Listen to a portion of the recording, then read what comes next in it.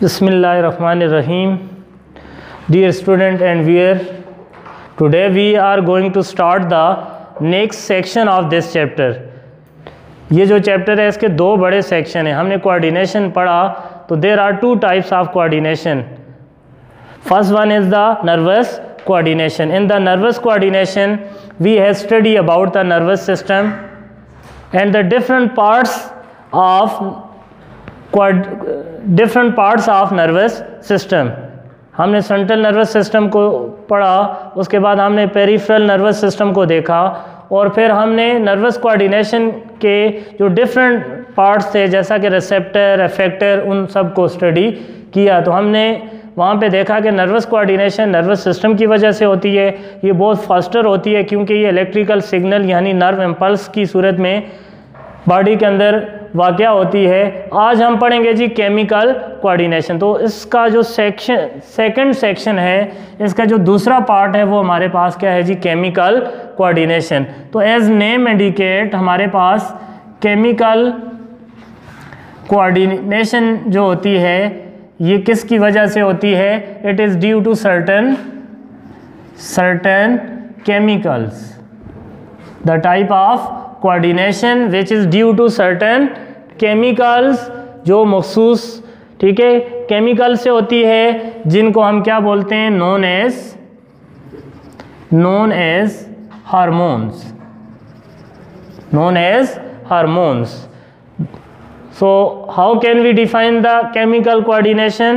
The type of coordination which is due to certain chemicals known as hormones secreted by glands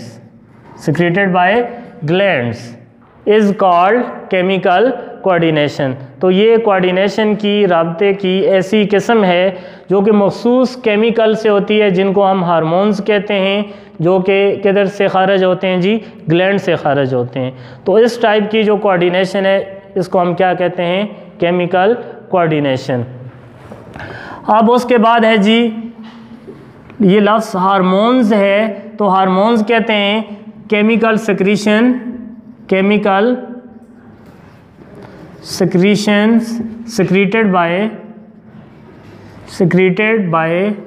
endocrine glands. आपकी body के अंदर जो endocrine glands हैं उनसे जो केमिकल जो कीमियाई रतूबात खारिज होती हैं उनको हम क्या बोलते हैं जी? हार्मोन्स बोलते हैं. ठीक है. अब ग्लैंड्स क्या होते हैं जी? ग्लैंड्स होते हैं सेल और ग्रुप ऑफ सेल, टिश्यू, या आपके पास एवन क्या होता है जी? ऑर्गन होता है which is specialised to secrete hormone.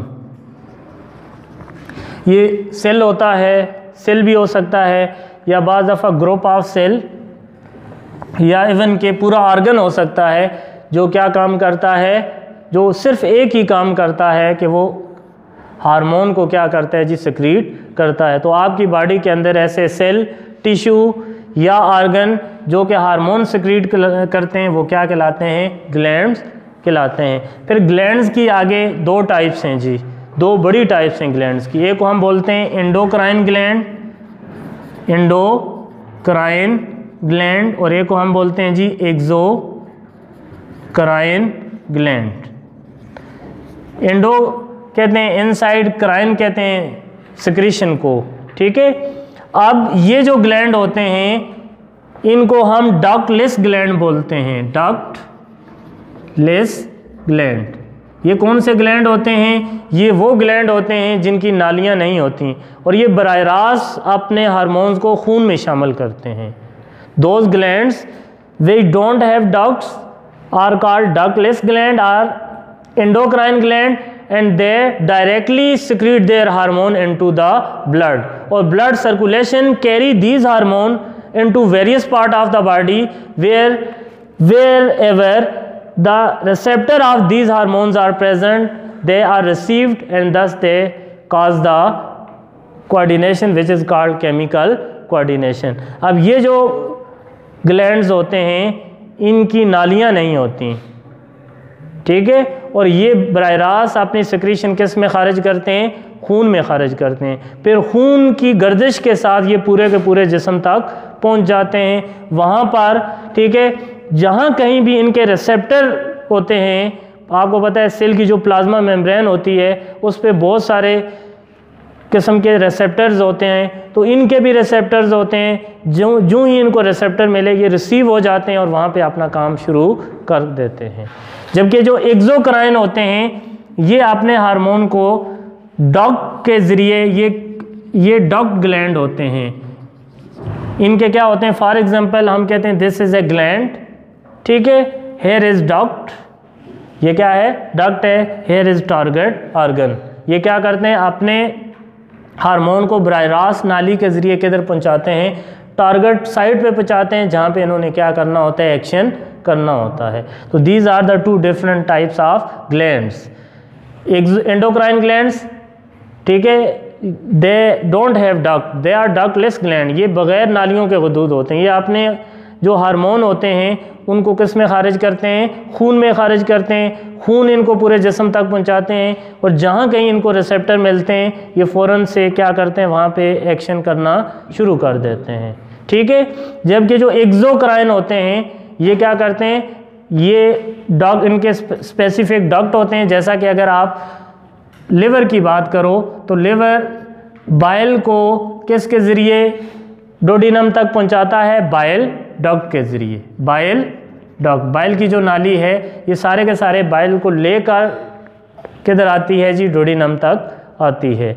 तो this is gland, this is duct and this is the target site. ये वो जगह होती है जहाँ पर कोई हार्मोन क्या करता है, एक्शन शो करता है, या ये उसका फैक्टर भी आप कह सकते हो। तो आप लोगों को समझ आई कि एंडोक्राइन ग्लैंड डक्टलेस ग्लैंड होते हैं, इनके कोई डक्ट नहीं होते।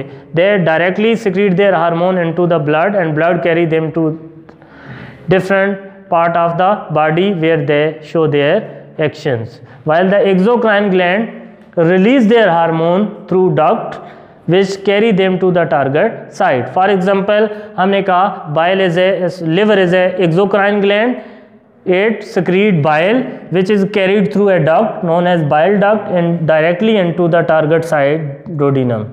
मैंने मिसाल दी है। इसी तरह पेनक्रियाज जो है ये भी क्या है जी, एक्सोक्राइन ग्लैंड है, पेनक्रियाटिक डक्ट इसका होता है और डक्ट के ज़रिए ये पेनक्रियाटिक जूस को डोडिनम तक पहुंचाता है।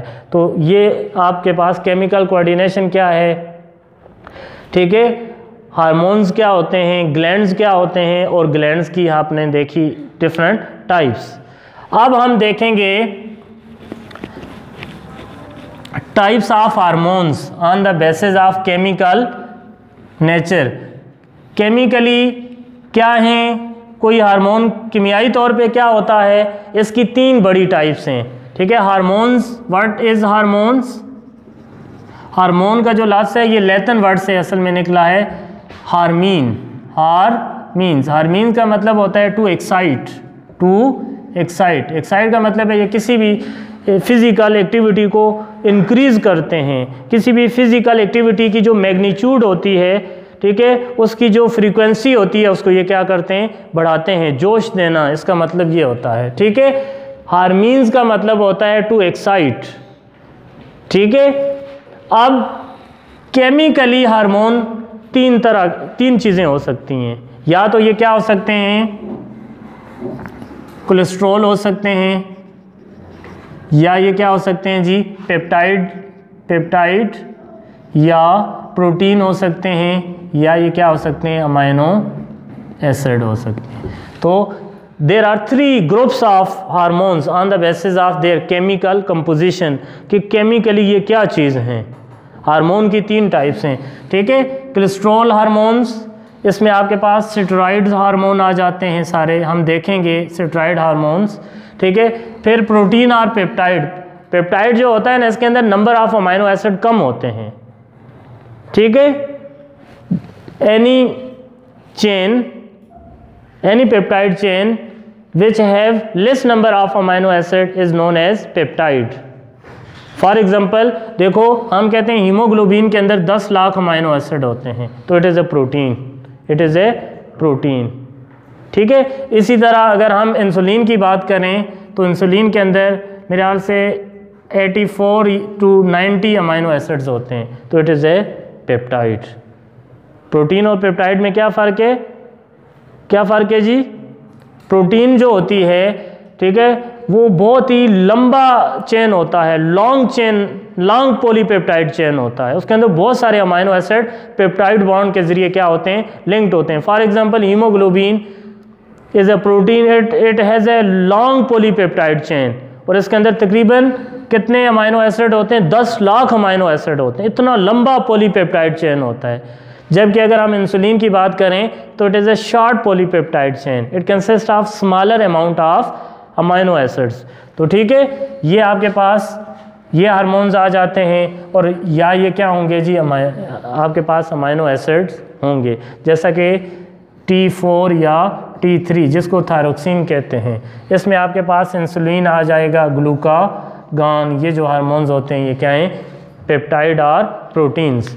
तो अगर हम केमिकली देखें तो हार्मोन 3 तरह के हो सकते हैं, या तो ये कोलेस्ट्रॉल के डेरिवेटिव्स सेट्राइड हार्मोन्स होंगे, या तो ये प्रोटीन या पेप्टाइड होंगे, या ये क्या होंगे? अमाइनो एसिड्स होंगे। समझ आ गई ना? अब हम देखेंगे जी, ये छोटे छोटे टॉपिक हैं या छोटी छोटी टर्म्स हैं जो कि हम केमिकल कोऑर्डिनेशन में डिफरेंट ग्लैंड्स और उनकी सिक्रीशन को स्टडी करने के लिए ये बेसिक हैं, ये बुनियाद हैं जिनको समझना ज़रूरी है। उसके बाद है जी एंडोक्राइन सिस्टम। एंडोक्राइन सिस्टम, तो endocrine system consist of all the endocrine glands present within the human body. Human body के अंदर जितने भी एंडोक्राइन है, ठीक है, at least 20 different endocrine glands are present in human being. इंसान के अंदर 20 मुख्तलिफ एंडोक्राइन ग्लैंड पाए जाते हैं, और वो तमाम के तमाम एंडोक्राइन ग्लैंड मिलकर क्या बनाते हैं? Endocrine system. All the endocrine glands present in the body of human construct endocrine system.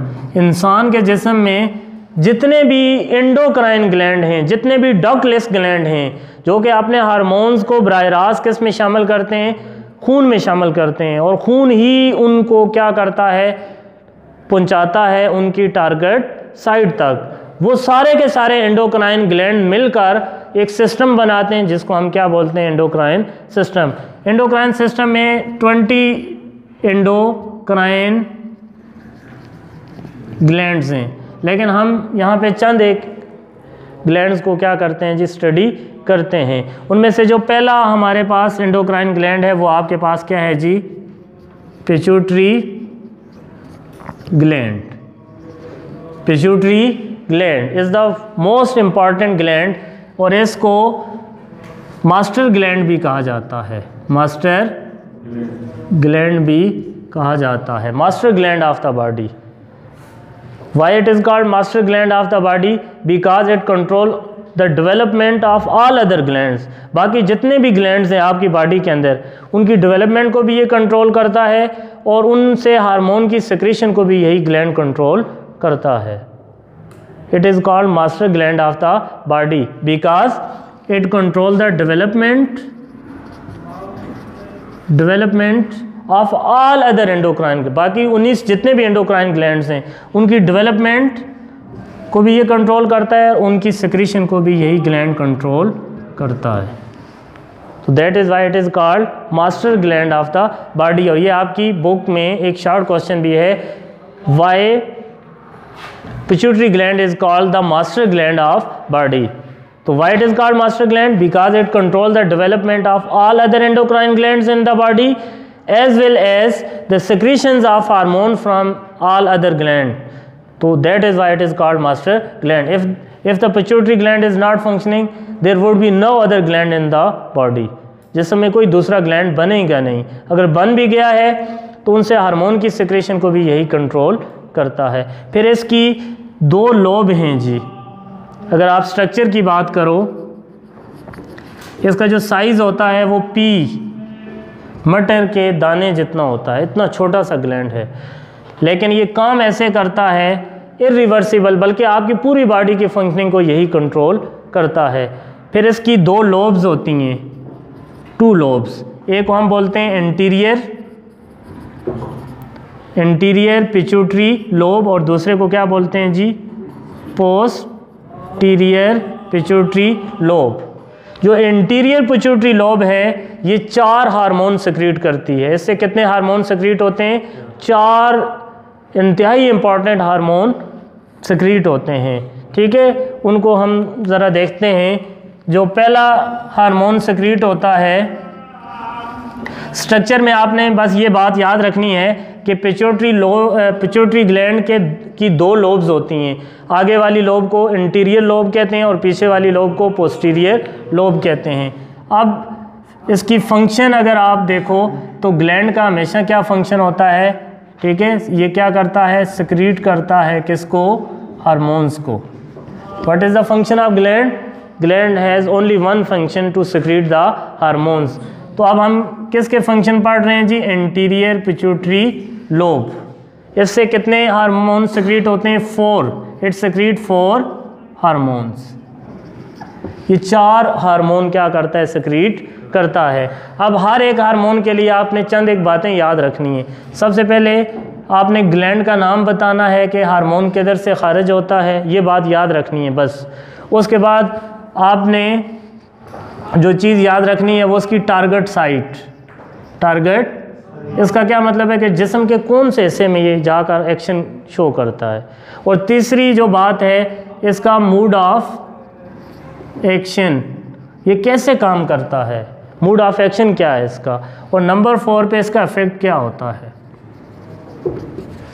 इसका इफेक्ट क्या होता है। और बाज़ जो है पैथोलॉजी में हम देखेंगे कि अगर इसकी सिक्रीशन कम या ज़्यादा हो तो जिस्म के अंदर कौन सी एबनॉर्मेलिटी पैदा होती हैं।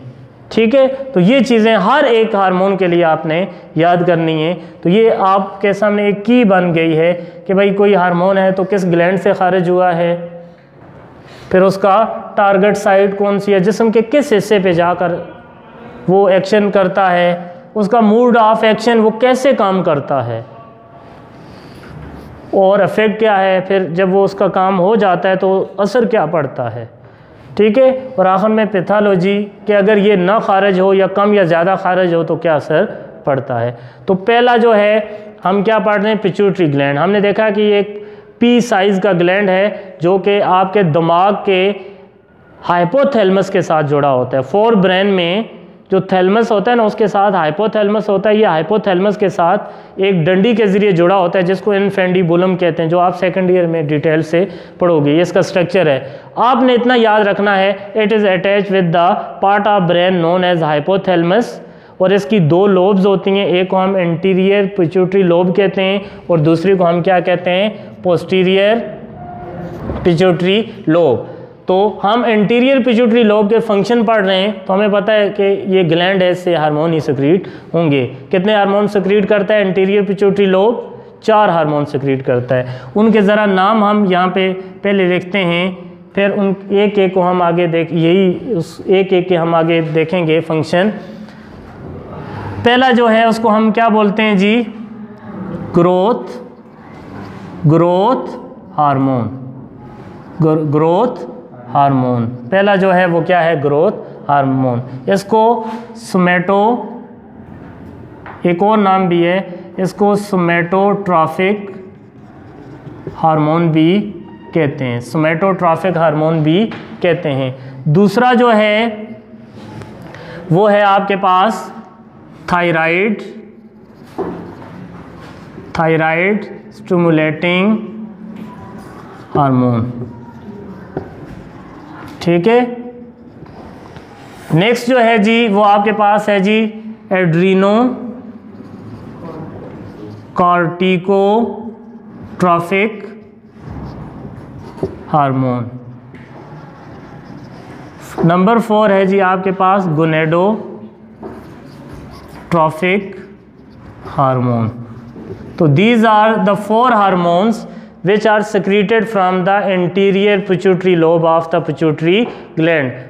pituitary gland की इंटीरियर लोब से 4 हार्मोन क्या होते हैं जी, secrete होते हैं। ये आपने याद भी करने हैं, ठीक है। कौन कौन से हैं जी, ग्रोथ हार्मोन, फिर उसके बाद थायराइड स्टिमुलेटिंग हार्मोन, उसके बाद है जी एड्रीनो कार्टिकोसेट्राइड हार्मोन, ट्रॉफिक हार्मोन, और नंबर 4 पे क्या आ जाएगा आपके पास, गोनेडोट्रॉफिक हार्मोन्स। अब हम एक एक को अगर स्टडी करें तो ग्रोथ हार्मोन वही secreted from the interior pituitary lobe, target site क्या है इसके, सोमैटिक सेल, जैसा कि नाम से इसको सोमैटोट्रॉफिक इसलिए कहते हैं कि इसका जो टारगेट साइट है ये जिस्म के जितने भी गुनेड के अलावा, टेस्टी और ओवरी के अलावा बाकी जितने भी सेल्स हैं ये उन पे क्या करता है, जाकर असर करता है। और ये काम क्या करता है, it increase the cell division. ये क्या करता है, सेल डिवीजन को एनहेंस करता है। और सेल डिवीजन एनहेंस करने से इफेक्ट क्या होता है, कौन सा प्रोसेस, ग्रोथ होती है, किसी भी जानदार की ग्रोथ होती है। साथ में ग्रोथ और डेवलपमेंट में ये क्या करता है, किरदार अदा करता है। फिर मैं एक बार रिपीट करता हूँ, देखो ये की अगर आपको ये पता चल जाए तो हर हार्मोन को आप फिंगर टिप पे याद कर लोगे। नाम क्या है, ग्रोथ हार्मोन, किधर से सेक्रेट होता है, एंटीरियर पिट्यूटरी लोब से।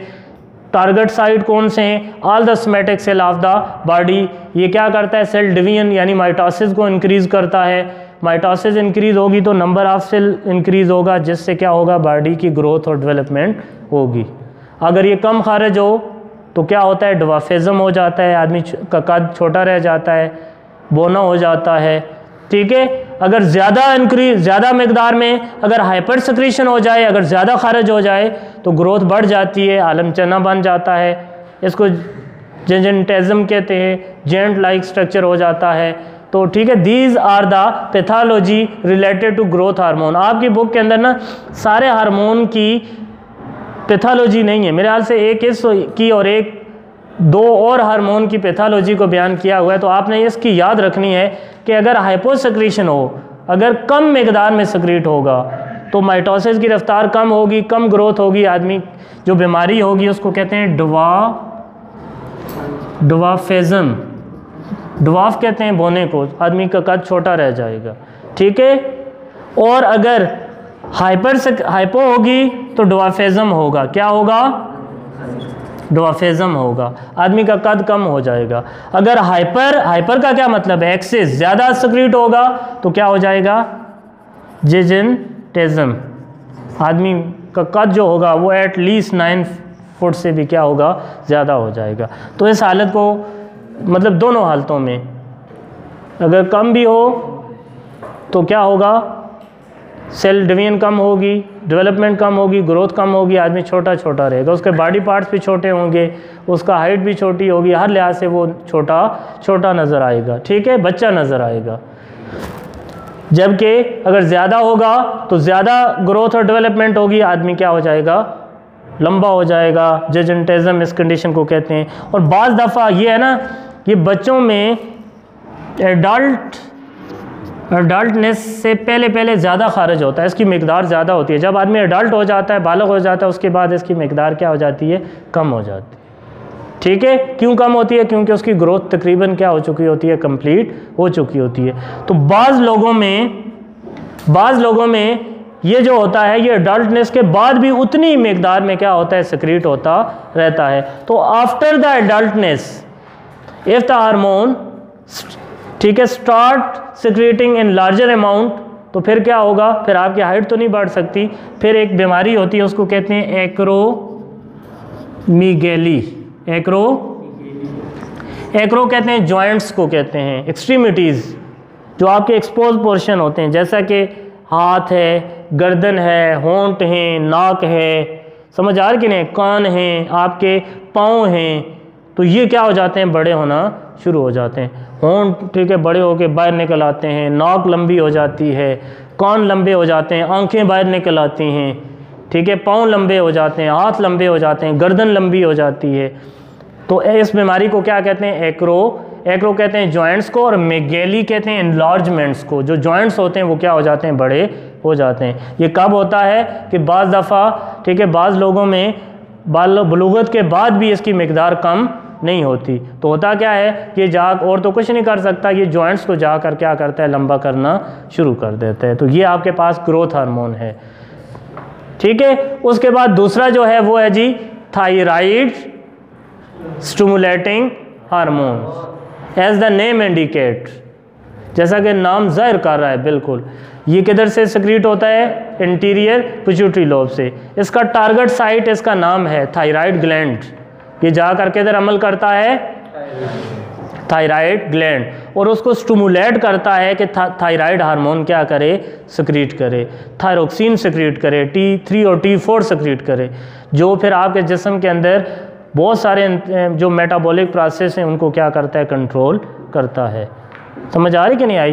तो इसके लिए भी आपने वही याद रखना है, ये किधर से खारिज होता है, इंटीरियर पिट्यूटरी ग्लैंड से खारिज होता है। टारगेट साइट इसकी क्या है, थायराइड ग्लैंड, थायराइड। और काम क्या करता है, ये थायराइड ग्लैंड को स्टिमुलेट करता है कि वो थायराइड हार्मोन सिक्रीट करे, और फिर थायराइड हार्मोन जो है ये आपकी बॉडी के अंदर मेटाबॉलिज्म को क्या करता है, इंक्रीज़ करता है।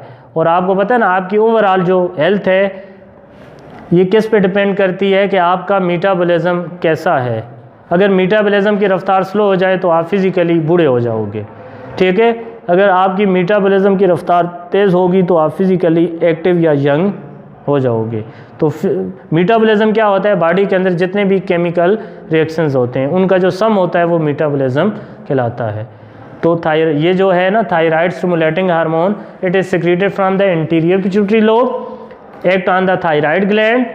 What is the mode of action, ये कैसे काम करता है, इट स्टिमुलेट ये मुतहरक करता है किसको, the development of thyroid gland, thyroid gland की डेवलपमेंट को। वंस इट गॉट डेवलप्ड, फिर ये क्या करता है, फिर ये थायराइड ग्लैंड से थायराइड हार्मोन की सिक्रीशन को कंट्रोल करता है। जब थायराइड हार्मोन सिक्रीट होंगे तो आपकी मेटाबॉलिज्म की रफ्तार क्या हो जाएगी, बढ़ जाएगी। ये इसका क्या है, असर है। फिर उसके बाद एड्रीनो कार्टिकोट्रॉफिक हार्मोन्स, आपकी बॉडी के अंदर एक और ग्लैंड है जिसको हम बोलते हैं एड्रीनल ग्लैंड। ये बॉडी के अंदर एक और ग्लैंड है जिसको हम क्या बोलते हैं जी, एड्रीनल ग्लैंड्स। क्या बोलते हैं, एड्रीनल ग्लैंड्स। एड्रीनल ग्लैंड को एड्रीनल ग्लैंड क्यों कहते हैं जी, शाबाश।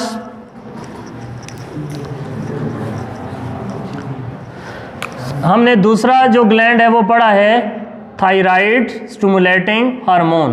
किधर से सिक्रीट होता है, इंटीरियर पिट्यूटरी लोब। किधर जाके अमल करता है, थायराइड ग्लैंड।